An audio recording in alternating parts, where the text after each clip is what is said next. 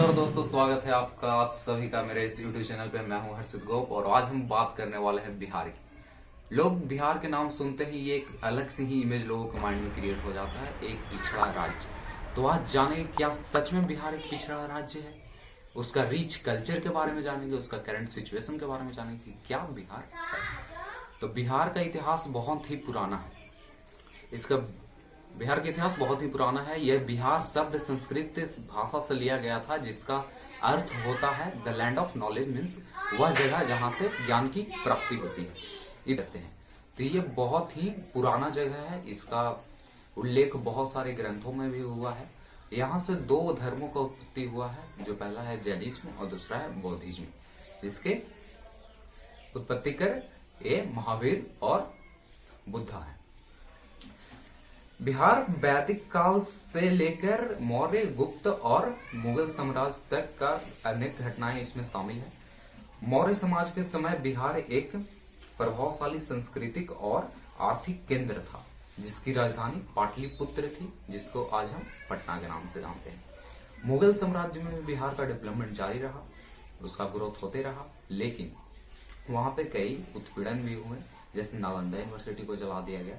यहाँ से बिहार की क्या बोलते हैं, मतलब कि डिक्लाइन शुरू हुआ। यहाँ से पहले तो बिहार बहुत रिच था, बहुत ही डेवलप्ड था, लेकिन यहाँ से बिहार का जो डिक्लाइन था वो शुरू हुआ। पहले मुगल ने आया, लूटा यहाँ, फिर ब्रिटिशर्स आए तो ब्रिटिशर्स आए यहाँ पे किसानों को लूटा, इंडिगो का फार्मिंग करवाई। तो यहाँ पे जो बिहार का डिक्लाइन था वो जब मुगल और ये ब्रिटिशर्स आए तब से स्टार्ट हुआ। 1912 में जब बिहार और बंगाल प्रेसिडेंसी में ही थी, तो 1912 में इन लोग ब्रिटिशर्स ने बिहार को बंगाल प्रेसिडेंसी से अलग कर दिया और इसका एक अलग नाम दे दिया, बिहार नाम दे दिया। पहले तो बंगाल प्रेसिडेंसी और बिहार एक ही में था, लेकिन इसका नाम अलग कर दिया 1912 में। बिहार बहुत ही, इसको क्रेडल ऑफ सिविलाइजेशन कहते हैं, उद्गम सभ्यता का इसको उद्गम कहते हैं। बहुत सारी भारतीय आंदोलन यहाँ से, जो छोटी छोटी आंदोलन उठकर बड़ी आंदोलन के रूप में नजर आई थी इतिहास में हमें। तो यहाँ पे देखिए, महात्मा गांधी भी यहीं से 1917 में यहाँ आए थे चंपारण, और यहाँ से अपने सत्याग्रह की स्टार्टिंग की थी। यहाँ से ही पहला सत्याग्रह उन्होंने बिहार में ही किया था। तो यहाँ से बहुत सारे, जैसे कि महात्मा गांधी हो गए, CR दास हो गए, वीर कुंवर सिंह हो गए, बहुत बड़े बड़े नेताओं का यहाँ से नाम उत्पन्न होता है। अब आते हैं करंट सिचुएशन पे कि बिहार की अब करंट सिचुएशन क्या है। तो बिहार 1947 में जब आजाद हुई, पूरे इंडिया आजाद हुआ, तो यहाँ पर पहले सीएम बने श्री कृष्ण सिंह और दूसरे सीएम बने श्री नारायण सिंह, डॉक्टर नारायण सिंह, दीप नारायण सिंह।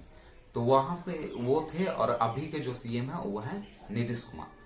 तो यहाँ पे कुछ इस तरह से 22 सीएम बन चुके हैं और इसका डेवलपमेंट होते जा रहा है। धीरे धीरे इसका डेवलपमेंट किया जा रहा है, लोगों को सुधारा जा रहा है, यहाँ के लोगों को प्रेरित किया जा रहा है कि इसमें डेवलप्ड हो, अपने रिच कल्चर को समझा जाए और अपने आप को समझा जाए। क्योंकि जहां पे भी आप बिहार से बाहर को, बिहार के लोगों को देखे तो आपके इमेज में एक क्या भाई ये एक बैकवर्ड स्टेट से आता है। तो ये एक बैकवर्ड स्टेट नहीं अब रहा, बैकवर्ड स्टेट था तो था। यहाँ पे कुल इसका जो एरिया है वो 94,173 स्क्वायर किलोमीटर है। 94,173 स्क्वायर किलोमीटर इसका एरिया है। यहाँ की पॉपुलेशन 10.4 करोड़ है, जो कि बहुत बड़ा है। इंडिया की पॉपुलेशन 140 करोड़ भी है और यहाँ की पॉपुलेशन 10.4 करोड़ है। लिटरेसी रेट यहाँ की 61.08%, जिसमें 76.83% मेल का लिटरेसी रेट और 56.03% फीमेल का लिटरेसी रेट शामिल है। तो आगे यहाँ पे लिटरेसी रेट की बात करते हैं। तो लिटरेसी रेट में इतना भी पीछे नहीं है, जैसे कि अभी यहाँ पे इंडिया के लिटरेसी रेट की बात करते हैं, यहाँ पे 76% है और बिहार की लिटरेसी रेट 61% है। तो ज्यादा डिफरेंस नहीं मिलना रहा है हमें पे। यहाँ पे ग्रोथ बिहार का हो रहा है, तो ये भी वो अचीव कर सकता है जो अभी इंडिया की लिटरेसी रेट है। यहाँ की कुल जीडीपी अभी की जो 24-25 की अभी जीडीपी है, वो है हमारे को 120 बिलियन $, लगभग 95 लाख करोड़ की यहाँ पे जीडीपी है। तो बिहार की ये जीडीपी बहुत सारी ग्रोथ है, और ये इंडिया के 15th रैंक पे आता है। मतलब कि जैसे कि बहुत सारे रैंक जीडीपी के मामले में है, तो ये 15th रैंक पे आता है। और इसका अनएम्प्लॉयमेंट रेट देखिए, अनएम्प्लॉयमेंट रेट बहुत सारे यहाँ पे सोर्सेस तो हैं, लेकिन अनएम्प्लॉयड लोग बहुत ज्यादा हैं। तो यहाँ पे अनएम्प्लॉयमेंट रेट 11.4 करोड़ है, 11.4% है यहाँ पे अनएम्प्लॉयमेंट रेट है। और इसका जो जीडीपी का जो यहाँ पे पैसे आते हैं, यहाँ पे जो सोर्स है रेवेन्यू का, वो है फार्मिंग से आता है 20%, इंडस्ट्री से आता है 20%, और 60% जो है वो आता है सर्विस सेक्टर से आता है। तो सर्विस सेक्टर में बिहार आगे है, इसमें कोई शक नहीं कि यहाँ पे डेवलपमेंट हो रहा है। ये तो था कि यहाँ पे क्या सिचुएशन है। देखिए, बिहार के लोग बाहर जाते हैं क्योंकि यहाँ पे अनएम्प्लॉयमेंट रेट बहुत ज्यादा है। कुछ लोग इसलिए जाते हैं क्योंकि वहाँ पे स्टडी के लिए जाते हैं।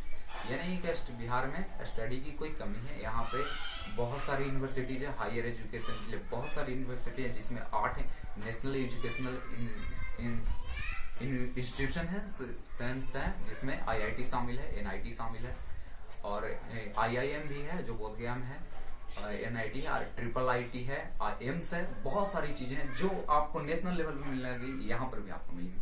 यहाँ पे 4 सेंट्रल यूनिवर्सिटीज है, जिसमें साउथ बिहार यूनिवर्सिटीज और नालंदा यूनिवर्सिटी और महात्मा गांधी यूनिवर्सिटी है। यहाँ पे 2 डीम्ड यूनिवर्सिटीज है और 20 स्टेट यूनिवर्सिटी, समझ रहे हो, जहाँ पे 4 सेंट्रल यूनिवर्सिटी है, 20 स्टेट यूनिवर्सिटी है, और इसमें 8 नेशनल इंपॉर्टेंस के इंस्टीट्यूशन है। इतना ज्यादा एजुकेशन सेक्टर बड़ा होने की वजह से, इतना ज्यादा मतलब कि लगभग आपको 30 से ऊपर हायर एजुकेशन की यूनिवर्सिटीज मिल जाएगी आपको, और उस यूनिवर्सिटीज के अंदर में कॉलेजेस हैं।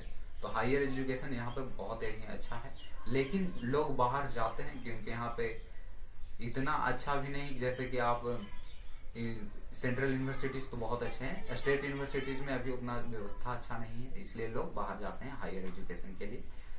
और अभी ये हम बिहार की बात करते हैं तो बिहार इंडिया का one of the fastest growing economy है। जैसे कि इंडिया पूरे वर्ल्ड में one of the fastest growing economy है, तो इंडिया में Bihar one of the fastest economy है। और यहाँ पे कुछ जीडीपी हो गई है अभी, तो मैंने आपको बताया कि 120 बिलियन की जीडीपी हो गई है।